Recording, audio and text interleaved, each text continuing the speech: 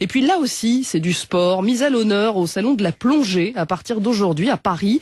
La nage de sirène se développe en France. Sonia Gobry est allée voir ces chimères à queue de poisson, piscine parisienne. Avant de commencer le cours, Océane, la prof, demande à son élève d'enfiler sa queue de sirène et c'est assez technique. On a les pieds attachés, donc une fois qu'on a la queue de sirène, interdit de se lever. Ça peut être dangereux, on a forcément un petit réflexe de vouloir marcher, sauf qu'on peut pas marcher. Il faut penser à tout prendre avant de mettre la queue de sirène et pas être trop loin du bassin parce que après on rampe, c'est un peu long.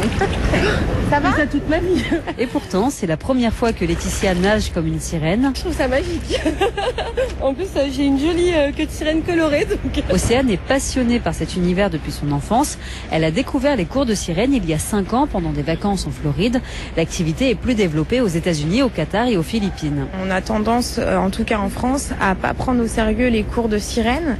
On s'arrête toujours au côté un peu cliché, fifi, paillettes, féerique. Mais on oublie tout le côté sportif de la discipline. On fait pas que mumuse en fait. On fait vraiment du sport. J'ai pu avoir des abdos, fessiers bien musclés, j'ai des cuisses plus musclées qu'avant. Jonathan, un homme triton, confirme, parce qu'il faut onduler son corps, c'est aussi beaucoup d'apnée. Quand on a la tête sous l'eau, on n'entend rien. Ça nous permet de nous libérer, de penser à autre chose. Et si vous êtes moins sportif, vous pouvez trouver des spectacles de sirènes dans certains aquariums, en ce moment à Paris ou à Brest. Voilà, si vous voulez faire le triton, Nicolas.